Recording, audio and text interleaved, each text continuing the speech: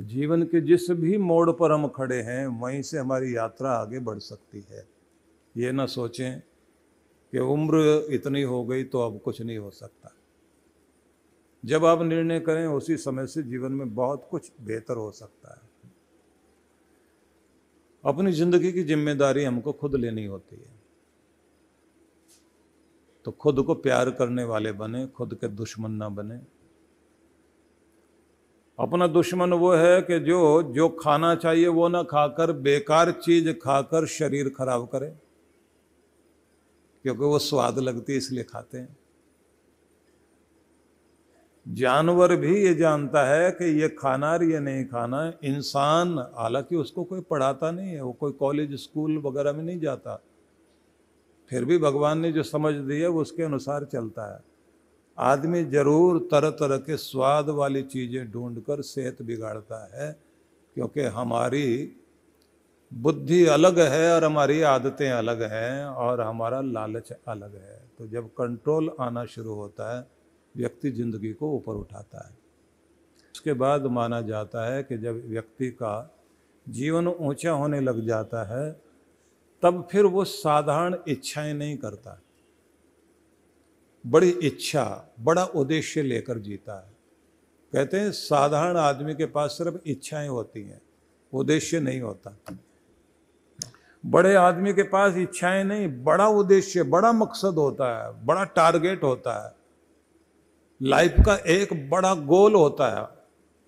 उस उद्देश्य को लेकर के अपनी सारी इच्छाएं उसमें मिला करके और अपनी एनर्जी उसमें लगाता है, तब वो जिंदगी बड़ी कहलाती है। इसलिए छोटी इच्छाओं में नहीं, बड़े लक्ष्य में जीने की कोशिश करिए। कुछ बड़ा करने का मन में ध्यान ले आइए।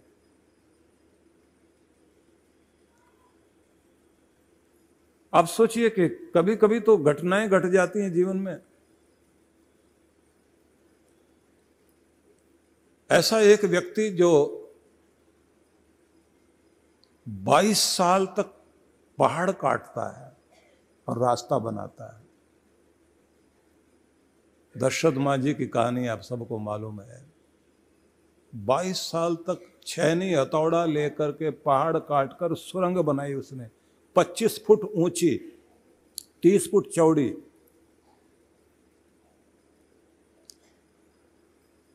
दस किलोमीटर का रास्ता उसने 3 किलोमीटर में बदल दिया। बात सिर्फ इतनी थी कि उसकी पत्नी हॉस्पिटल ले जाते दूरी होने के कारण हॉस्पिटल से थोड़ी दूरी पहले ही प्राणांत हो गया। डॉक्टर ने यह कह दिया कि पहले ले आते बच जाते। अब उसको समझ में आया कि ये जो पहाड़ है ये रास्ता रोककर खड़ा हो गया, न जाने कितनों की मौत ऐसे होगी। कोयला खदान में काम किया करता था, वहां उसको पत्थर काटना, कोयला निकालने के लिए कटाई करके नीचे से कोयला निकालने का काम करता था। तो उसमें उसको ये महारत हासिल थी कि कटाई कैसे होती है। लेकिन एक उद्देश्य लेकर जिया वो आदमी। कितनी उस आदमी की जिंदगी पर चोट पहुंचाने वाले, सिर्फ पहाड़ ही समस्या नहीं था, मौत हो जाना पत्नी का जिसे वो बहुत प्यार करता था, वही दुनिया से चली गई। उसको मन में लेकर उसने सोचा कि ये पहाड़ काटकर मुझे सुरंग बनानी चाहिए। उसकी स्टोरी इतनी बड़ी हो गई, उसके ऊपर फिल्में बन गई, दुनिया भर में चर्चा हो गई। जिंदगी तो सब जी रहे हैं, कोई बड़ा मकसद लेकर जी करके तो देखिए। नहीं तो आदमी की तो समस्याएं अपने घर की इतनी सारी हैं, उन्हीं में से सारी जिंदगी नहीं निकल पाएगा। और बड़ा काम हाथ में लेकर के चलिए आप, तो आपकी समस्याएं भी कम हो जाती हैं, चीजें भी कम हो जाती हैं। और एक बात ध्यान रखिए, जितने बड़े आदमी के साथ लगोगे उतना ही बड़े हो जाओगे। आपको आदमी भी बड़ा ढूंढना चाहिए जिसके साथ लगकर बड़ा होना है। तो ये कहा गया कि अपने कर्म से अपने आप को बड़ा कीजिए और निष्काम सेवा करके देखिए। उसको, दशरथ माँ जी को ये नहीं था कि मुझे कोई अवार्ड देगा, मुझे कोई सम्मान देगा, मुझे क्या चाहिए किसी से। तो निष्काम सेवा में जो मन लगाता है, भगवान का प्रेम पाने में वो व्यक्ति सफल होता है। सेवा करिए, सेवा का फल ना चाहिए। काम करके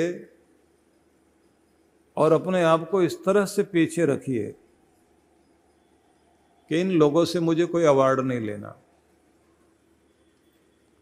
तो एक तो ये बहुत महत्वपूर्ण अंग माना गया है कि सेवा और एक साधना।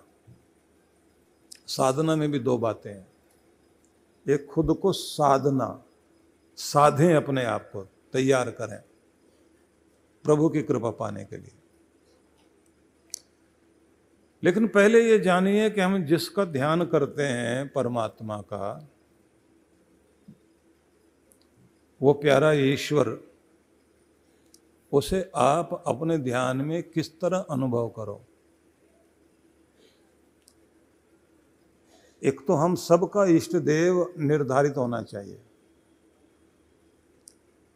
आप भगवान के एक रूप को ध्यान में ले आएं, चाहे राम जी को मानिए, कृष्ण भगवान को मानिए, शिव जी को मानिए, लक्ष्मी नारायण को मानिए, राधा कृष्ण को मानिए, गणपति में श्रद्धा रख लीजिए, तिरुपति बालाजी में श्रद्धा रख लीजिए, हनुमान जी में श्रद्धा रख लीजिए। साकार की पूजा आप करते हैं तो आप किसी एक स्वरूप को ध्यान में ले आए। और करना कैसे?